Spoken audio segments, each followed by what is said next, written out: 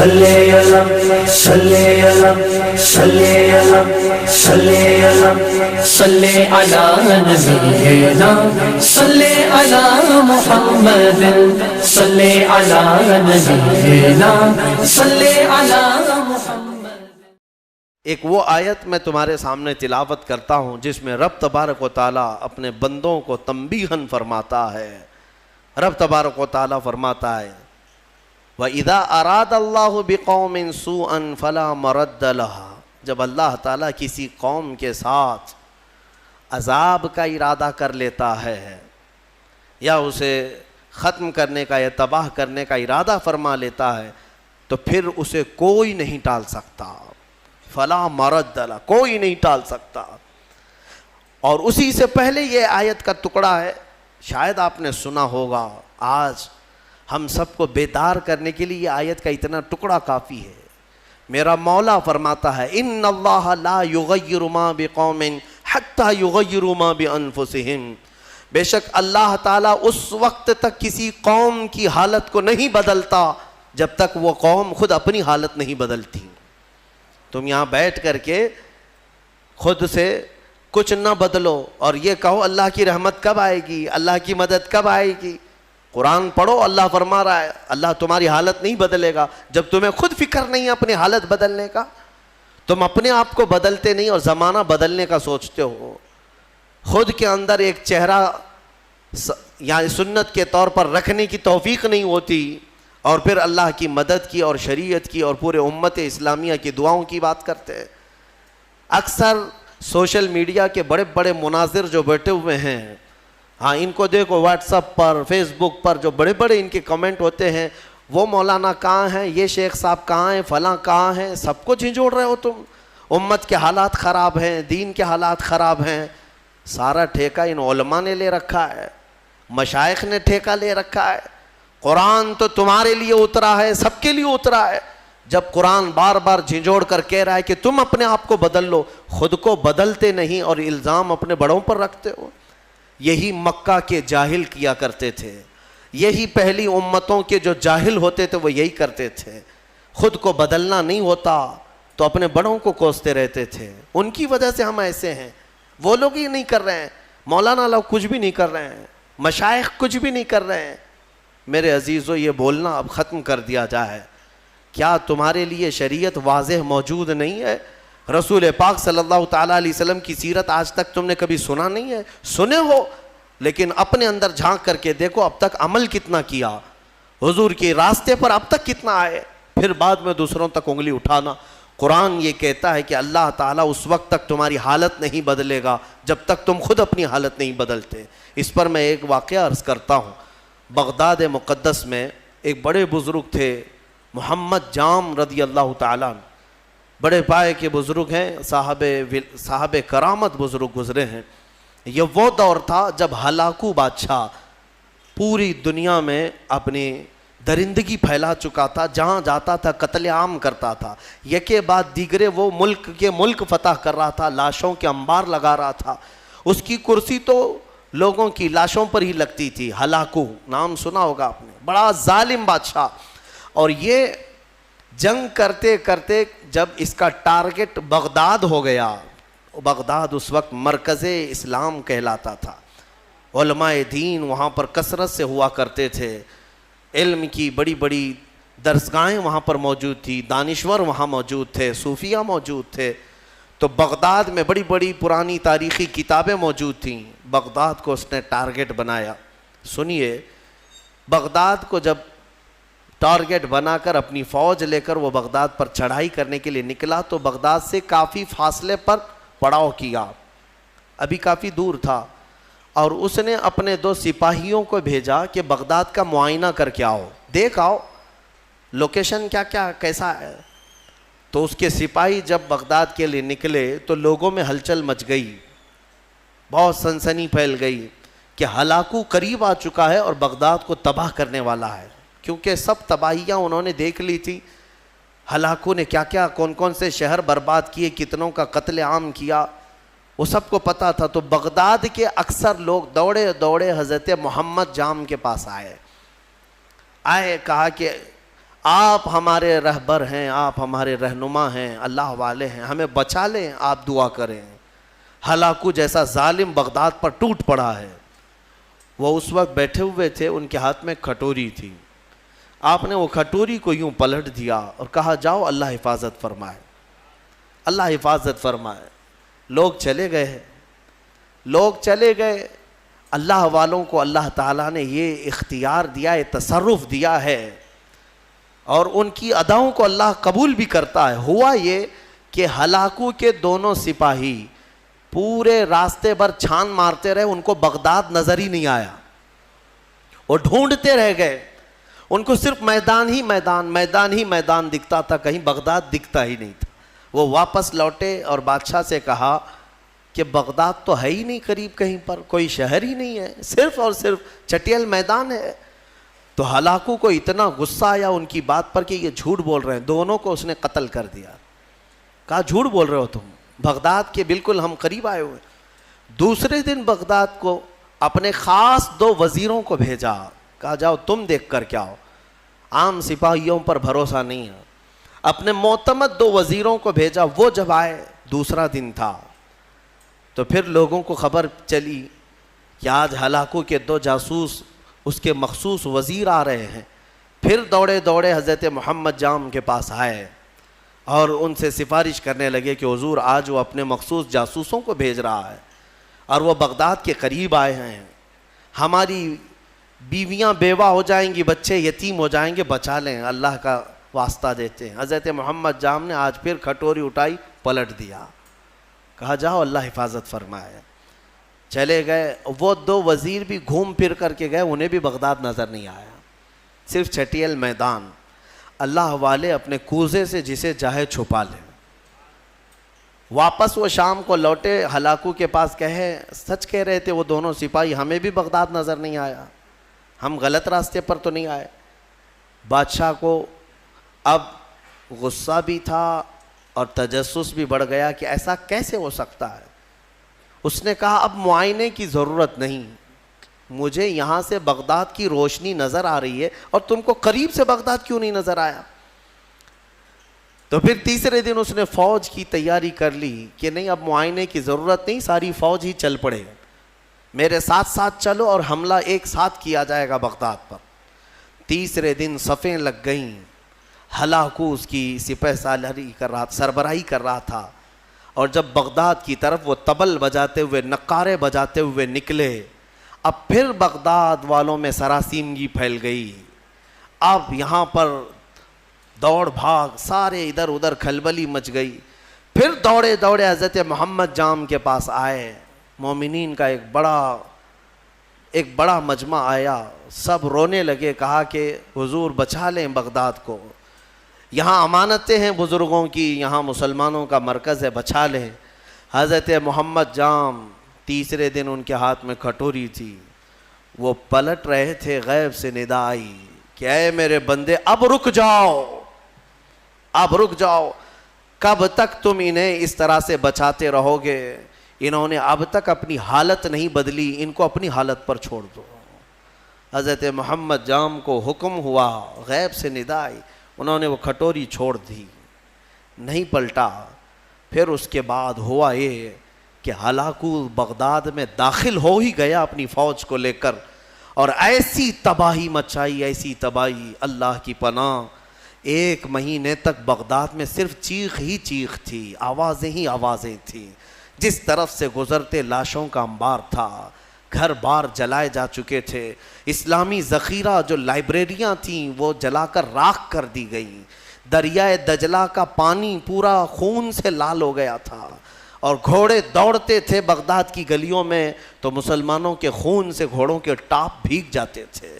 اتنا قتل عام کیا، مسجدیں تخت و طاقت و تاراج ہو گئیں، وہاں کی بلند و بالا پرشکو عمارتیں تباہ و برباد کر دی گئیں، علماء کو قیدی بنایا گیا، نہ جانے کتنی تباہی ہوئی، اس کا بیان کرنا بیان سے باہر ہے۔ میرے عزیزو، یہ تباہی تاریخ کی داستان بن گئی، آج بھی تاریخ اٹھاؤ گے تو ہلاکو کے بغداد کی تباہی کی داستانیں تمہیں بہت جلی حرفوں میں نظر آئیں گی، لیکن کہنا یہ چاہتا ہوں کہ اس میں اس تاریخ میں چھپا ہوا یہ واقعہ ہمیں جھنجھوڑتا ہے. اللہ والے بھی اولیاء کرام بھی اس وقت تک بچاتے رہتے ہیں جب تک تمہارے سدھرنے کی امید ہو. پھر ایک وقت ایسا آتا ہے کہ مولا تعالیٰ خود منع کر دیتا ہے کہ اے میرے محبوب بندو ان کی حفاظت بھی مت کرو, ان کو اپنے حال پر چھوڑ دو, ان کو اپنے حال پر چھوڑ دو, کہیں وہ نوبت نہ آنے پائے, وہ وقت آنے نہ پائے. اے غیور مسلمانوں, میں تمہیں بیدار کرتا ہوں. اسی لیے زمانے ماضی کے کچھ شاعروں نے یہ کہا تھا, جگہ جگہ کے تھک چکے ہیں تمہیں یہ ہنگامے, اٹھو نشاط لذت خواب گراں بدل ڈالو. ہاں, غلط روی سے منازل کا بعد بڑھتا ہے, مسافروں رویش کارواں بدل ڈالو. اٹھو وگرنہ حشر نہ ہوگا پھر کبھی, دوڑو کہ زمانہ چال اپنی چل گیا. آج تمہیں پتہ ہے تمہاری تباہی کے منصوبے, اس کے تانے بانے پورے بنے جا چکے ہیں, تمہارے خاتمے کی منصوبے مکمل کیے جا چکے ہیں, اور تم آپس میں یہاں گتھم گتھا ہو. تم یہاں پر اب تک اپنے تاش کے پتے چھوڑنے کو تیار نہیں, تمہارے شراب کی دکانیں بند نہیں ہو پاتی, تمہارے نشے کی عادتیں ختم نہیں ہو پاتی. کہاں گیا وہ غیور نوجوان؟ جب میرے آقا صلی اللہ تعالیٰ علیہ وسلم تنہا آواز دیتے تھے تو سہاگ رات چھوڑ کر کے حنظلہ جیسا جوان بھی میدان میں آتا تھا, اپنی آج کی دلہن کو چھوڑ کر نکل آتا تھا. کہاں گیا وہ ہمارا نوجوان؟ بوڑھے بھی اپنے وقت میں, تمہیں پتہ ہے بدر کی رات کو دوسرے دن جانا ہے, مدینے کے ایک گھر میں باپ اور بیٹے میں جھگڑا ہو رہا ہے. کس بات پر؟ بیٹا کہتا ہے میں رسول پاک کے ساتھ جاؤں گا, باپ کہتا ہے نہیں میں جاؤں گا. دونوں میں جھگڑا ہو رہا ہے, اور دونوں نے حضور پاک صلی اللہ تعالیٰ علیہ وسلم کے پاس شکایت کی کہ آقا آپ فیصلہ فرما دیں کون جائے گا. بیٹا کہتا ہے یہ باپ میرے بوڑھے ہو چکے ہیں, انہیں گھر سنبھالنے دیں. بوڑھے کہتے ہیں نہیں میرا حق زیادہ ہے, میں عمر والا ہوں, اس کا تجربہ کم ہے, میں آپ کے ساتھ جاؤں گا. یہ کھیلنے کے لیے مقابلہ نہیں ہو رہا ہے, جان دینے کے لیے مقابلہ ہو رہا ہے, گردنیں لے کر کے نکلنے والا ہے. حضور پاک نے فرمایا قرآن اندازی کر لو, قرآن اندازی کر لو, نام نکالو. قرآن اندازی کی گئی تو بیٹے کا نام نکلا. باپ نے کہا میں یہ قرآن نہیں مانوں گا, اور ایک بار قرآن کرو. دوبارہ قرآن اندازی کی گئی, پھر جوان بیٹے کا نام نکلا. میرے مصطفیٰ کریم صلی اللہ علیہ وسلم نے فرمایا, اس بوڑھے صحابی سے کہا آپ گھر بیٹھ جائیں, آپ کا یہ لال, آپ کا یہ جوان میرے ساتھ چلے گا. جانتے ہیں حضور کے اس فرمان کے بعد وہ بوڑھے صحابی دھاڑے مار کر رونے لگے, یا ویلا یا ویلا, اے اللہ یہ کتنی بری حالت ہے میری کہ میرے بڑھاپے نے مجھے مصطفیٰ سے دور کر دیا. اگر میں بوڑھا نہ ہوتا تو آج چلا گیا ہوتا. وہ جذبہ کہاں چلا گیا ہمارا, وہ جوش کہاں چلا گیا, وہ ولولہ کہاں گیا؟ تم بدلتے نہیں, اور پوری دنیا میں بیٹھ کر تسبیح کے دانے گھما کر اور تم کہتے ہو اللہ کی رحمت آ جائے, اللہ کی مدد آ جائے. یاد رکھو یہ سنت کے خلاف ہے, سنت کے خلاف ہے. میں خود اپنے آپ پر کبھی کبھار کوستا ہوں کہ ہاں ٹھیک ہے اللہ تعالیٰ نے ایک منبر دیا یا آواز دی تو میں جو بول سکتا ہوں بول رہا ہوں. مجھے اتنی امید ضرور ہے کہ ہماری زبان سے آواز نکلے گی, مولا کسی کے بھی دل کو بیدار ضرور کرے گا. بیدار تو ہوں گے, لیکن ساتھ میں مجھے اس بات کا افسوس ہوتا ہے کہ آج ہمارے حالات ایسے ہیں کہ کمرے میں بیٹھ کر ڈسکس کر رہے ہیں, واٹس ایپ پر بیٹھ کر چیٹنگ کر رہے ہیں, ایک جگہ کی دوسرے جگہ کی ویڈیو وائرل کرتے ہیں کہ دیکھو فلاں جگہ ایسی آتنک مچائی جا رہی ہے, ایسے کیا جا رہا ہے. یہ سارا کا سارا انتظام تو تم واٹس ایپ پہ کر رہے ہو, تمہاری ساری تیاری تو صرف فیس بک پہ ہے. باقی باہر نکلو تو دیکھو نہ چہرے سے تمہیں غلام مصطفیٰ کوئی کہنے کو تیار ہے, نہ تمہارے لباس سے کوئی تمہیں غلام مصطفیٰ کہنے کو تیار ہے, نہ تمہاری زبان سے, نہ تمہارے اخلاق سے, نہ تمہارے معاملات سے. غلام مصطفیٰ وہ ہوتا تھا کہ وہ راستے پر چلے تو اس کا رعب ایسا طاری ہوتا ہے کہ اچھے اچھوں کی آنکھیں نیچے گر جائیں, آنکھیں نیچے ہو جائیں. نبی اکرم صلی اللہ تعالیٰ علیہ وسلم کی غلامی کو تم ہلکا سمجھتے ہو؟ بدلو میرے عزیزو, قرآن سچ کہہ رہا ہے ان اللہ لا یغیر ما بقوم حتی یغیروا ما بانفسہم. بے شک اللہ تعالیٰ اس وقت تک کسی قوم کی حالت نہیں بدلتا جب تک اس قوم کو خود اپنی حالت بدلنے کی فکر نہ ہو. اسی لیے اقبال نے کہا تھا قوت فکر و عمل پہلے فنا ہوتی ہے, پھر کسی قوم کی شوکت پہ زوال آتا ہے, پھر کسی قوم کی شوکت پہ زوال آتا ہے. ہماری شوکت، ہماری شان، ہماری بان پر جو آج زوال آیا ہے، اس سے پہلے ہمارے سوچ و بچار اور ہمارے عمل کی قوت فنا ہو گئی ہے. ہاں، سب کچھ ختم کر کے اب ہم یہ زوال کے دن دیکھ رہے ہیں. بہت تیزی سے دن بدلے ہیں میرے عزیزو، ہماری آنکھوں کے سامنے بدلے ہیں. میں یہ نہیں کہہ رہا بدل رہے ہیں، بدل چکے ہیں. آج سے صرف 10 سال پہلے جاؤ، آج سے صرف 5 سال پیچھے بھی جاؤ، جو حالات تھے وہ آج بہت تیزی سے بدل چکے ہیں. اور پھر اگلے جو آئیں گے، اتنے عرصہ بھی تمہیں مہلت نہیں دی جائے گی. دشمن گھات لگا کر اپنی کمین گاہوں سے تمہاری طاق میں ہے. اسی لیے میں نے کل بھی ایک جملہ کہا تھا کہ نشیمن سے دھواں اٹھتا ہے اور تم کہتے ہو ساون ہے. گھر میں آگ لگی ہے اور دھواں نکل رہا ہے اور تم کہہ رہے ہو ساون کا موسم چل رہا ہے. میرے عزیز بچوں، آج یہ گلی ڈنڈے کا وقت بھی نہیں، کرکٹ اور ہاکی اور فٹ بال کا وقت بھی نہیں ہے تمہارے پاس. تمہارے ہاتھوں میں قرآن عظیم آ جانا چاہیے. تمہاری زبانوں پر اب منغمات مصطفیٰ آ جانا چاہیے. تم پوچھو گے اس سے ہوگا کیا؟ تمہیں پتہ نہیں کیا ہوگا، تمہیں اندازہ بھی نہیں ہے. قرآن کی ایک آیت اگر مولا پہاڑوں پر نازل کرے تو وہ ریزہ ریزہ ہو جائیں گے، وہ ریزہ ریزہ ہو جائیں گے. کیا قرآن پر یقین نہیں ہے تمہیں؟ اللہ نے فرمایا لو انزلنا هذا القرآن على جبل لرأيته خاشعا متصدعا من خشیۃ اللہ.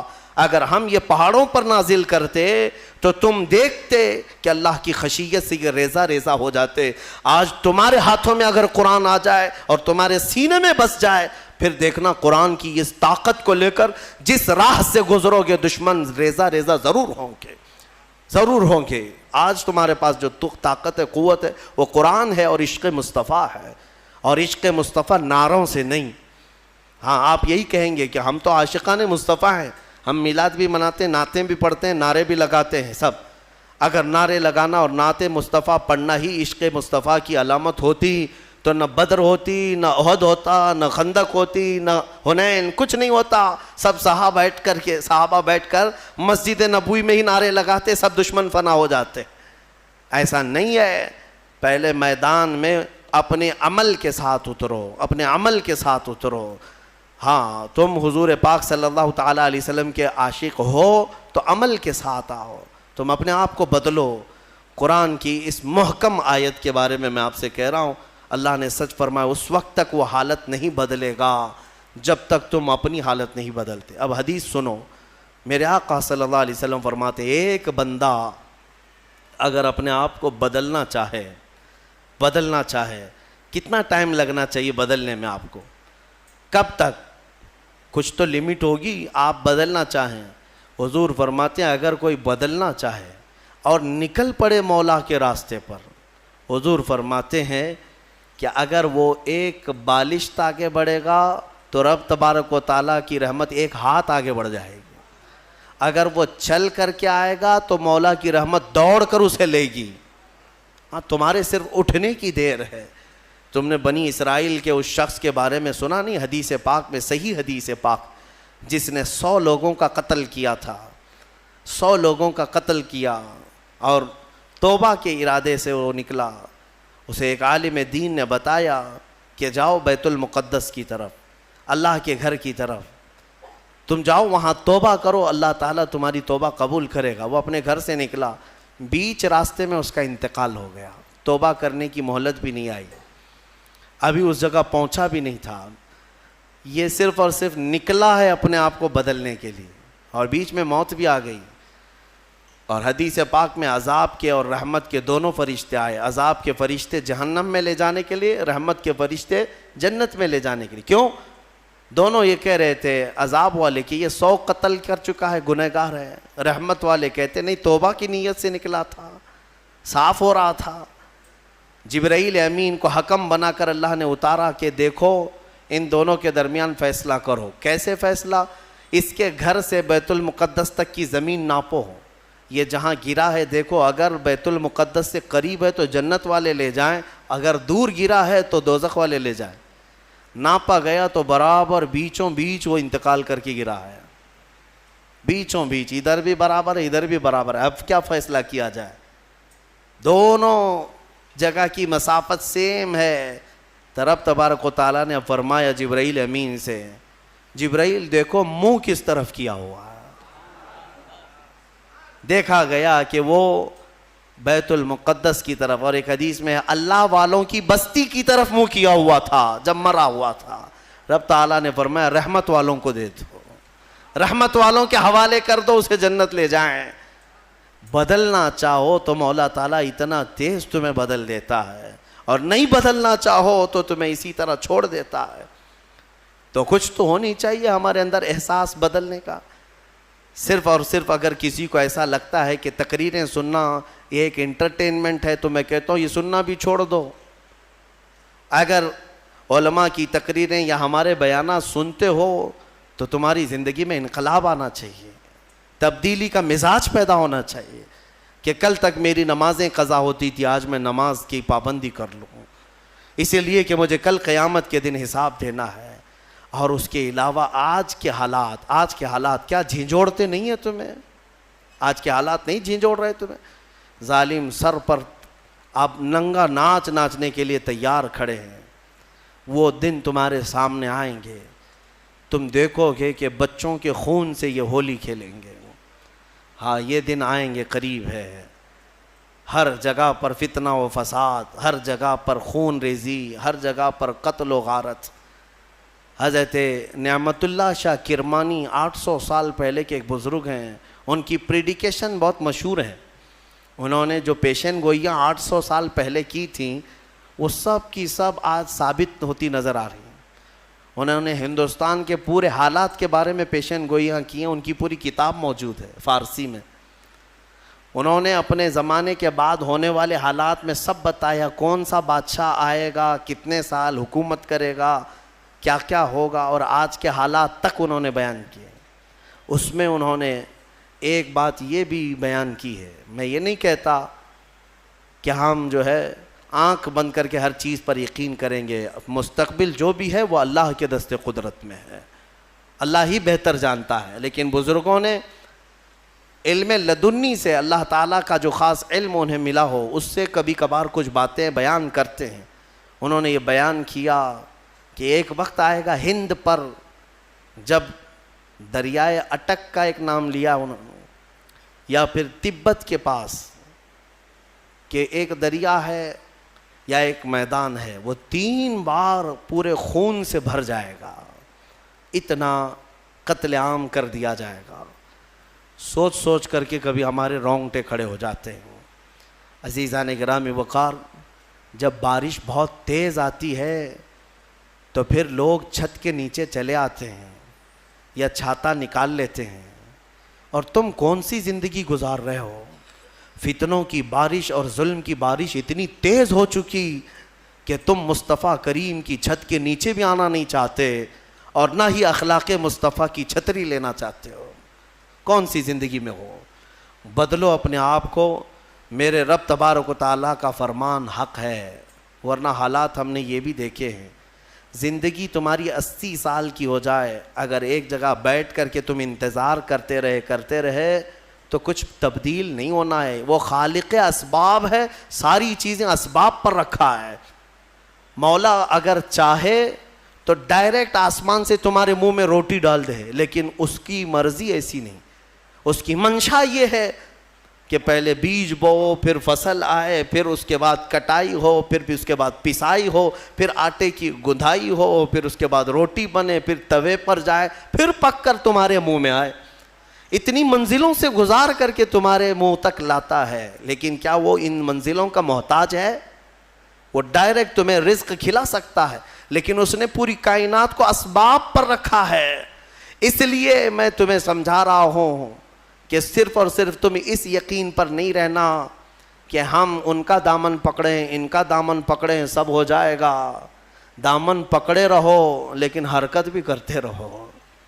ہاں، بغیر حرکت کیے، مثال کے طور پر سمندر میں آپ تیر رہے ہو، چاہے اچھے سے اچھے تیراک کا دامن پکڑے رہو اور اپنے ہاتھ پیر ڈھیلے چھوڑ دو، اس کو بھی لے جاؤ گے تم، اس کے لیے کیا ہو جاؤ گے؟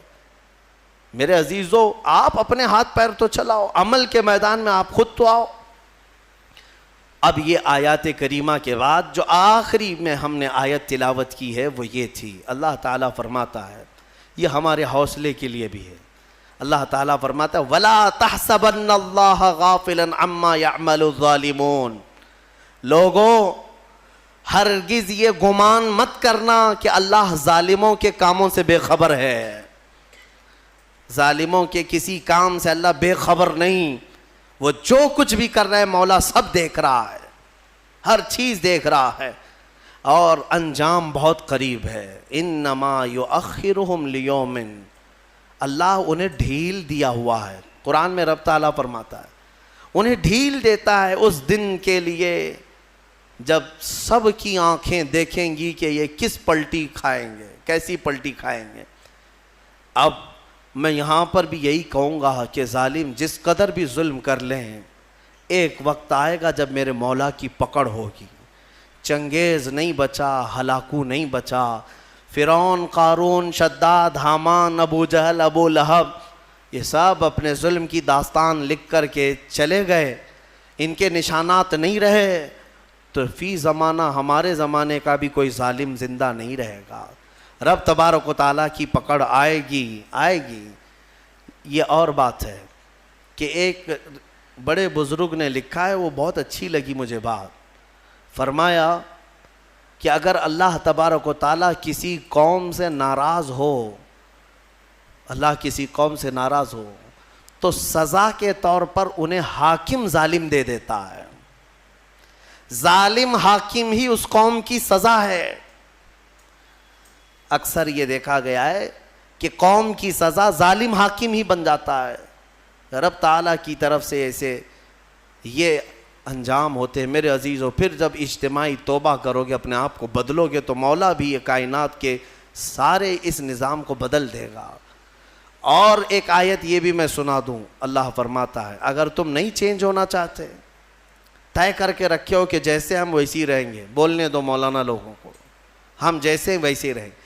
ان یشاء یذھبکم, اللہ فرماتا ہے اگر مولا, اگر تم یہ نہیں چاہتے بدلو, اگر اللہ چاہے تو تم سب کو ختم کر دے گا. وَيَسْتَخْلِفْ مِن بَعْدِكُمْ مَا يَشَاءُ, تمہارے بعد پھر جسے وہ پسند کرے گا اس کو اپنی زمین پہ لائے گا, پھر کسی اور قوم کو وہ بسائے گا. ہم سے پہلے بھی قومیں آباد رہی ہیں, تم سے نظام کائنات نہیں ہے, تم سے دنیا نہیں چل رہی ہے, تمہاری وجہ سے سورج اور چاند کا نظام نہیں ہے. تمہیں تو اللہ تبارک و تعالیٰ نے اس کائنات میں ٹھہرنے کا موقع دیا ہے. اگر تم یہ سمجھ رہے ہو کہ میرے ہی سے سب چل رہا ہے تو خام خیالی ہے. ہاں, بدلنے کی اپنے آپ کو فکر آج ہی سے طے کر لو. رمضان ہے, بہترین موقع ہے. اللہ رب العزت کو گواہ بناؤ, میرے مصطفیٰ کو حاضر و ناظر مان کر ان کے دربار میں یہ کہہ دو ایک بار, میرے آقا کو شاہد مانتے ہو, میرے آقا کو حاضر مانتے ہو, میرے آقا کو ناظر مانتے ہو, تو پھر ان کے سامنے ہاتھ جوڑ کر کے یوں کہو میں مجرم ہوں آقا مجھے ساتھ لے لو, میں مجرم ہوں آقا مجھے ساتھ لے لو, کہ رستے میں ہیں جا بجا تھانے والے, چمک تجھ سے پاتے ہیں سب پانے والے, میرا دل بھی چمکا دے چمکانے والے, برستا نہیں دیکھ کر ابر رحمت, ہم بدوں پر بھی برسا دے برسانے والے. ایک میں کیا میرے عصیاں کی حقیقت کتنی, مجھ سے 100 لاکھ کو کافی ہے اشارہ تیرا. یا رسول اللہ تو جو چاہے تو میل میرے دل کے دھلیں, کہ خدا دل نہیں کرتا کبھی میلا تیرا.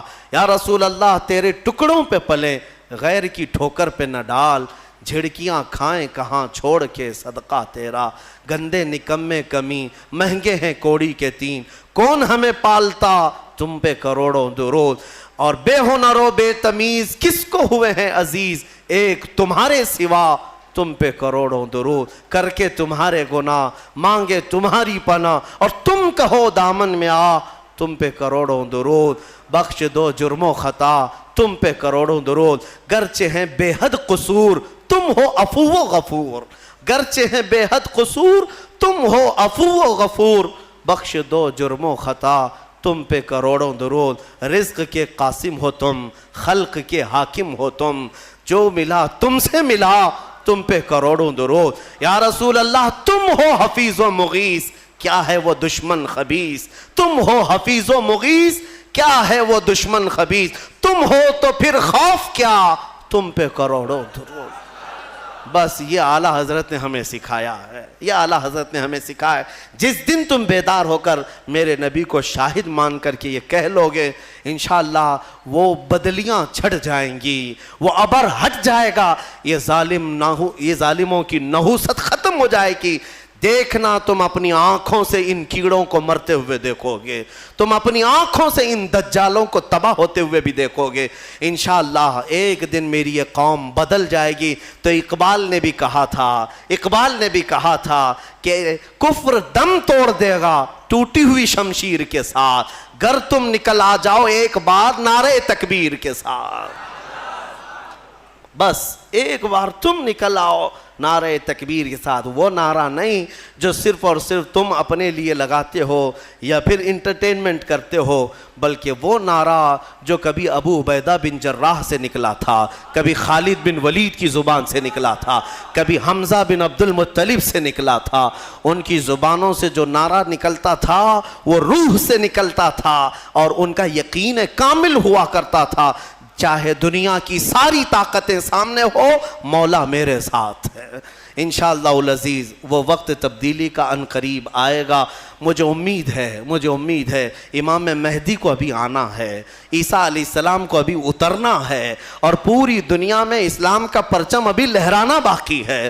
میرے آقا نے فرمایا ہے اس وقت تک قیامت نہیں آئے گی جب تک پوری دنیا کا دین صرف اور صرف اسلام ہی رہے گا، صرف اسلام رہے۔ اور میرے آقا نے فرما دیا تو میں کہتا ہوں زمین ٹل جائے گی، زمانہ ٹل جائے گا، میرے مصطفیٰ کا فرمان کبھی نہیں ٹلے گا۔ وہ ہو کر رہنا ہے، لیکن اس سے پہلے جو یہ حالات پیدا ہو رہے ہیں اس کے لیے میں ضرور کہوں گا تم اٹھو، بیدار ہو جاؤ۔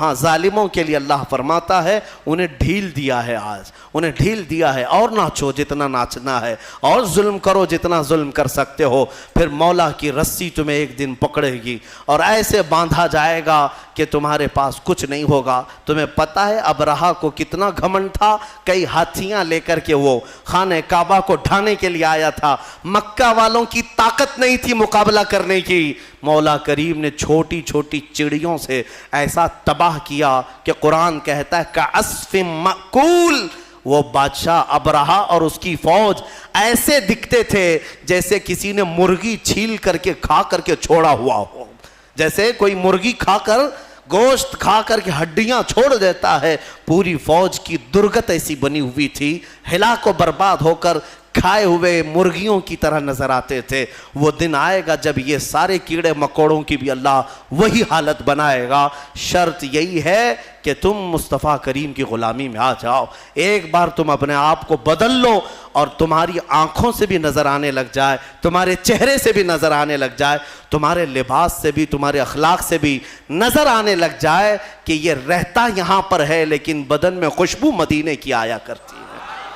ہاں میرے عزیزو، ہونا یہی چاہیے کہ تمہیں دیکھ کر کے سامنے والے کو ایسا محسوس ہونے لگے اب تو میرے آقا کو مجھے دیکھنا ہے، یہ غلام اس قدر خوبصورت ہے تو اس کا آقا کتنا خوبصورت ہوگا۔ یہ کیفیت جب پیدا ہو جائے گی انشاءاللہ فتح تمہارے مقدر میں ہے۔ اللہ کریم کہنے سننے سے زیادہ عمل کی توفیق عطا فرمائے۔ مولا ہمیں ہمارے حالات بدلنے کی توفیق عطا فرمائے۔ اے رب ذوالجلال، ہم تیرے دربار میں سچے دل سے توبہ کرتے ہیں، اس رمضان کی برکت سے ہم سب کی توبہ کو قبول فرما۔ دیکھ مولا ہم سب تیری طرف بڑھنے کے لیے نکل پڑے، اپنے گھروں سے تیرے گھر تک آ چکے، مولا اب تو اپنے گھر سے ہمیں واپس نہ لوٹا، اسی گھر کا بنا دے اور تیرا اپنا محبوب بندہ ہمیں بنا دے۔ اے مولا ہمیں قوت حیدری عطا فرما، بازوئے خالد عطا فرما، اے رب ذوالجلال شجاعت صلاح الدین عطا فرما، تاکہ تیرے حبیب پاک کی امت پر آئے ہوئے ان مصائب کا ہم ڈٹ کر کے مقابلہ کر سکیں۔ اے کریم خدا ہماری ایمان میں قوت اور شجاعت عطا فرما، ہم سب کو ثابت قدمی عطا فرما۔